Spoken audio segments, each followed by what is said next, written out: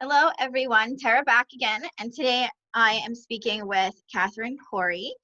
We've previously spoken on a few other topics about being locked down together during the pandemic and relationships during quarantine and all of that fun stuff. And today we are speaking on the topic of loss. So, Catherine, thank you so much for joining me again and doing this with us and sharing all of your wisdom. So we're talking loss today. What is your experience with loss? Well, I would say I have a lifelong experience of loss because it's such a big topic. Mm-hmm. I've lost relationships through death, divorce, estrangement, illness.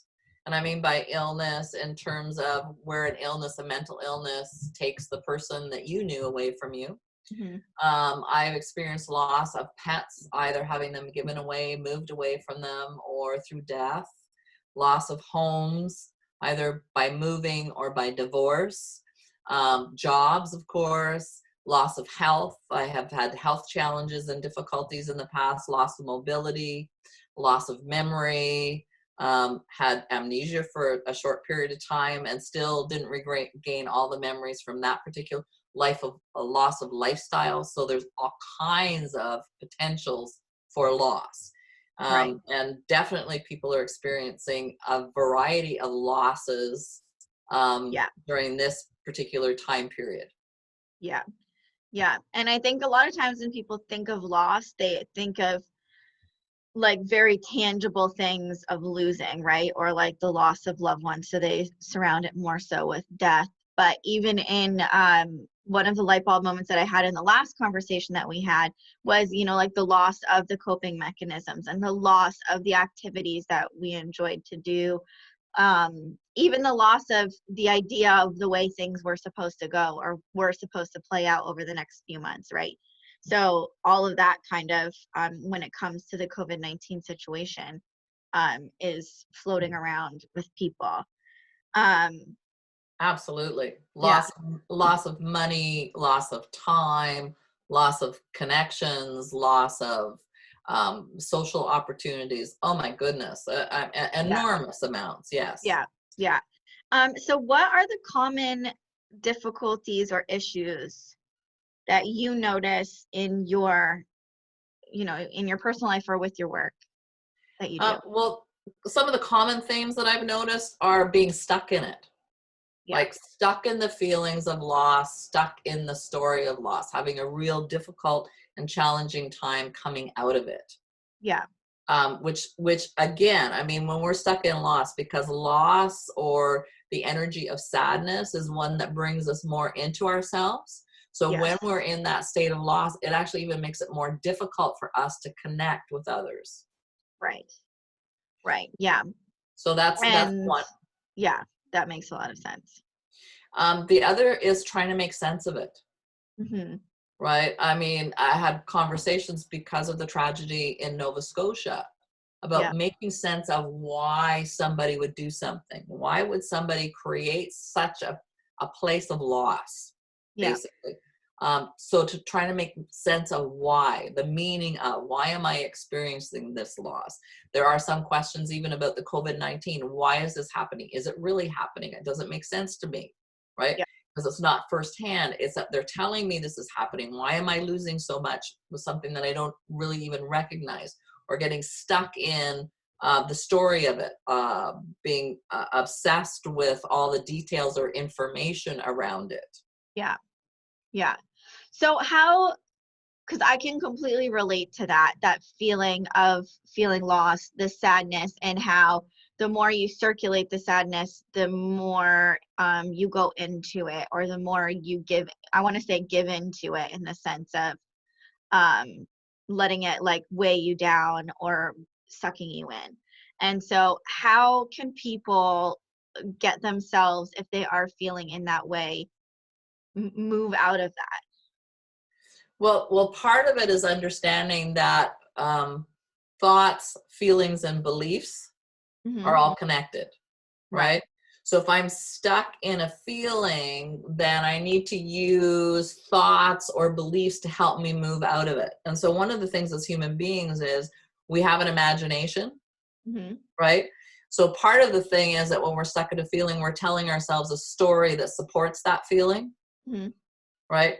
So it's telling ourselves another story Right. or imagining another circumstance, imagining something different to learn how to shift from one place to another, Right. right?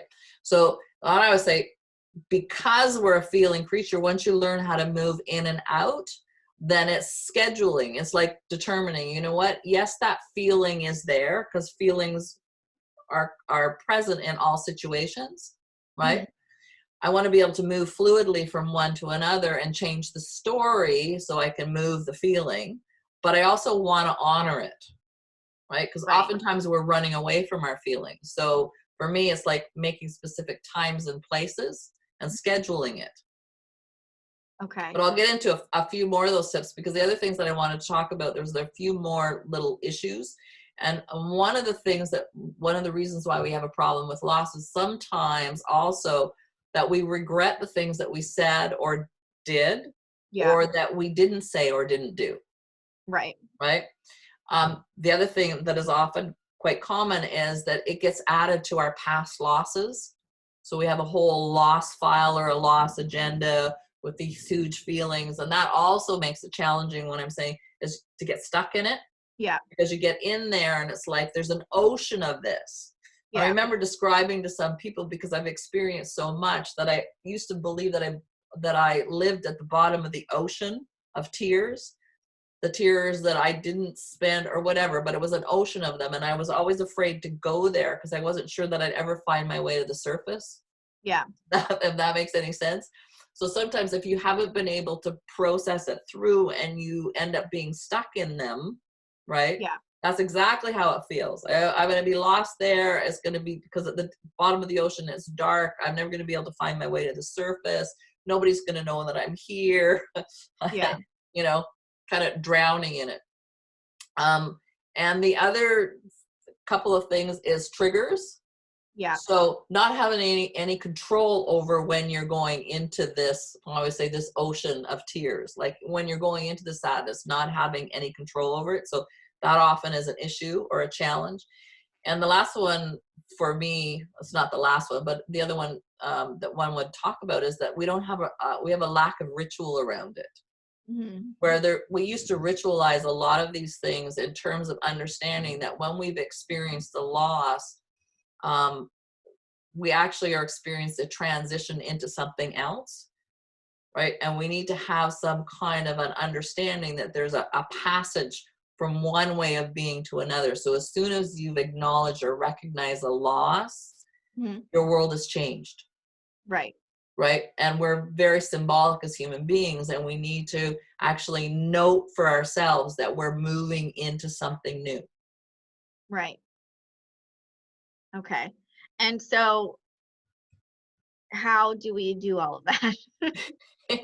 Well, that's what I said. It's a large topic, and Yeah. it really depends on which particular losses that you're dealing with. Yeah.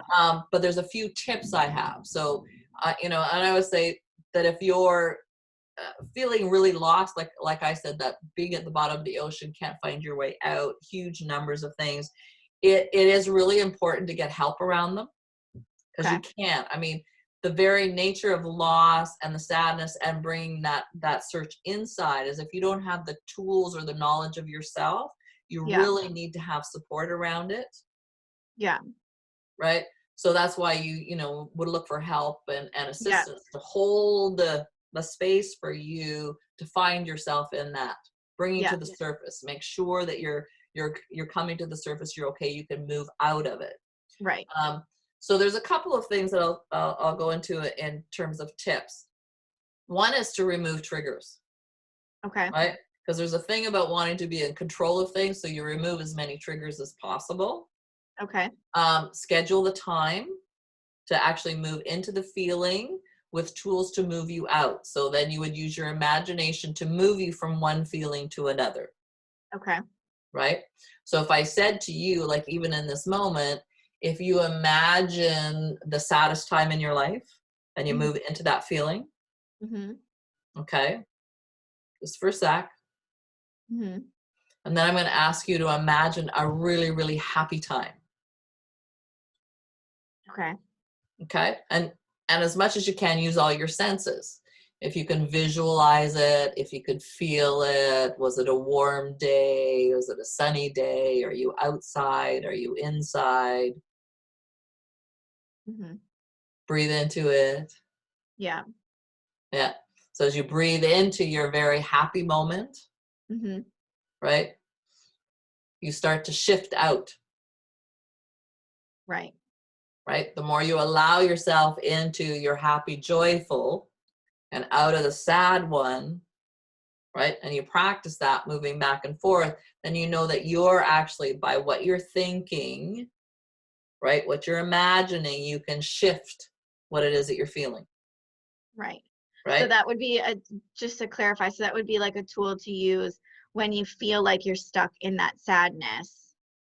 Yeah, when when you're stuck in it, but it's also one to practice anyway, because the more we believe that we can shift our feelings, Right. that we're in control of them, Mm-hmm. the easier it is. Right. That makes sense. Right? Because many of us came by the belief that we don't have control over these, Yeah. right? So the only control we have is hiding them or masking them, Mm-hmm. right? Or expressing them when nobody else is around, or Yeah. exploding, Yeah. which is out of control, right? So if you have that kind of belief about your own emotional makeup, it makes it really difficult. Right. Whereas if you turn around and you go, hang on a sec, right? Because in my training in psychodrama, you could take any scene, right? And as an actor in it, you could play it angry, you could play it sad, you could play it scared, you could play it happy, Right. right? Yeah. So in our human, depending upon what we focus on and what story we're telling ourselves, we can change how it is that we're feeling, Right. Yeah, that makes sense. right? So it's like I said before, like we have a tendency to be focused on negative. So Yeah. we have to train ourselves to see the positive Right. and then practice, right? It's not denying that there's negative, it's practice. Where do I want to express from? You know, where do I want to, where do I want to take actions from? Do I want to take actions from being negative, or do I want to take actions from being positive? Right. Right? So it is that. So you want to acknowledge that you have the loss. You want to acknowledge that you have the sadness. You don't want to run away from it, but you want to have it more controlled. Right. Here's where I'm going to express it. Here's where I'm going to feel it. This is where I'm going to take it. Right. Right? Thanks. So that you can place, and I said, because oftentimes what you want to be is you want to be in a safe environment when you're feeling your sadness. Yeah. It's very challenging to feel it outside in the world because we have a natural tendency to want to protect ourselves. So we kind of split ourselves. I'm sad here, but I can't, take care of myself out here. Yeah. Right? I remember one experience shortly after was a relationship separation, and I was hugely feeling the loss, and I needed to go out to the store, and I could never understand why when I was in the store people would bump into me and bang into me, right? Because I wasn't really being present in that experience. And so I ended up, because I wasn't really claiming my space or being able to protect myself, I got hurt every time I went out. And I'm Mm-hmm. going, this is not okay. Yeah. Not at all. But it's that push. I was in so much grief, couldn't really attend to my surroundings or what it was that I was doing. So I really, say to people, that's why you want to have a safe space in your home to feel that loss, and also a way to pull yourself out of it. Right. Right. So the other tip was to remove triggers. Yes. How do you do that? Well, I could give you an example. As hard as it is, and I'll probably choke up a little bit. I lost my dog of 12 years last week. And so what I did, because I knew I don't want to be triggered all the time, and there's a ton of things. You can imagine there's a ton of things Of around the course, in your place home. Yeah. that, yes, like leashes, dog kibble, food, clippers, even dog hair, right? Yeah. All over the place. And I mean, it was challenging the first 24 hours. But my first task was to remove as much of that as possible. And again, I mean, from a feeling, I didn't remove everything, but I removed most of it. Right. I did leave, I had made a stand-up dog bowl, and I tried removing it, but it didn't feel right. Mm-hmm. So I left it there because I thought, yep, for me, that's the thing that when I'm looking at it, I'm going to allow myself to feel the loss. Right. So that hugely was one of them. Mm-hmm. The other thing that I suggest in terms of tips is, because he was very much a part of my daily routine, is to actually change the routine. So one Right. of the things that I love to do is I love to walk. But it was very difficult and challenging. And I did try it the first day or so, because it's that kind of thing where it's that mix where, Yeah. I'm feeling it and I allow myself to feel the loss, but, frankly, it's outside. That's not really a good thing. So what am I going to do with this? And I decided that I was going to put headphones in and listen to music, which is not something that I usually do, but I Mm-hmm. needed to change up the routine, Yeah. right? So it could be something new and different and change. And so that's what I did. I put headphones in and dance music on. And so I move differently. I take a different route. I walk a little bit longer and I have music. So it's like changing up the routine around Right. that as well. So that's in terms of dealing with triggers. Also changing your environment. Mm-hmm. So it's changing. So if you walk into the same room, then you're thinking the same things. Right.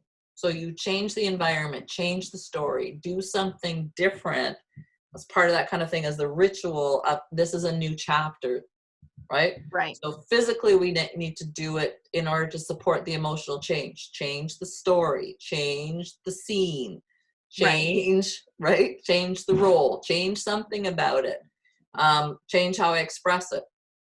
The other thing is to actually name the qualities or the characteristics of the loss, Right. right? So we said it a little bit about our coping mechanism. What did it actually do? What did it bring to you? What did it represent? So if I said the same thing with my dog, he was in charge of routine. I'll tell you, Yeah. he was demanding about when he would get fed and when he would get walked. And so there was a sequence of routine. So I knew he was routine for me. He also brought in the spontaneity, the quirky behaviors, the little bits of a laugh, or the little, even in the terms of the negativity, the little frustrations that end up being funny, like just that was just the way it was. He brought in unconditional love. And so for me, it was like unconditionally caring for me is something that I need to do. So those things that I saw are qualities that I certainly identify with my dog, I need to then bring back to me. How am I Right. going to own it? How am I going to express it? How am I going to honor it? Right. Right. Yeah. So I'm trying to think of how that could apply to other situations. So I mean, yeah, so I guess that would make sense. So if you're feeling the loss of something or someone, is identifying in that what it is that it brought to you or made you feel like, or whatever the case might be, and then strategizing how you can bring that into your life Yes, right now. right now. Yeah. And and again, it's not saying, and I always say this, I mean, forever, well, that with loss, forever, there's part of me that's going to be sad that I don't have the company of my dog. Yeah. Yeah. But I am going to, again, it's like that was a chapter. I am going to support myself in moving to a life that he's not in. Right. Not in that way. I can imagine him, well, Mhm. because that's certainly there. Right. Right? I have the memories. I have the shared memories with other people. Right. Right. So, yeah. So moving from a different perspective in a different place when you're struggling with that loss and being sad and all of those things. So not trying not to sit in it and just saying, well, I'm just sad, so I'm just gonna like lay in bed for the rest of the quarantine or whatever the case might be, and taking that tendency and shifting it to something different. So looking at the triggers that cause you to feel that sadness, or where the sadness is coming from, what loss it's coming from, and how you can bring that to your life, and practice moving in and out of it, and using the visualization of the happiest time in your life to move your feelings. Yes. And again, I mean, because if you're looking at loss and bringing that connection to you, I said the positive of it is that each of our losses give us an opportunity to know ourselves better, to Right. connect and love ourselves even more, to feel really less alone, less lonely, because we Right. know ourselves, more connected to ourselves. You know, having more compassion, more humor or lightness. So it's an opportunity to really deeply connect with ourselves. Yeah. Oftentimes, though, we need a little assistance with that, because I mean, we're human and we're relational, and it's Yeah. very difficult. I would say to people, it's very difficult to see ourselves. Even Yeah. if we look in the mirror, it's difficult for us to see ourselves because we have often taken on how other people have seen us. Right. Yeah. Yeah. That makes a lot of sense. Um, well, you've given us a lot of information today and some really great tips that people can actually implement in their homes today with everything that is going on, because I know that all of us in some way, shape, or form are dealing with, some form of loss. Mhm. Um, and yeah, so I just wanted to thank you. And just so that we know, we didn't do this on the last video, but I wanted to make sure we did it. You're still seeing clients and everything, right? Virtually? I certainly am. Okay. So when I post the videos and stuff, you're going to be tagged in them, and people can always just contact the center as well to get in touch with you and Absolutely. have fun. Do you also want to just maybe give your email in case anybody wants to send you an email? Yes, they can reach me at Catherine at spiritwalk. That's SPIRITWALK.ca. Perfect. Thank you again so much for doing this with me, and I'm sure we will find other topics to chat about soon. For sure. Take care.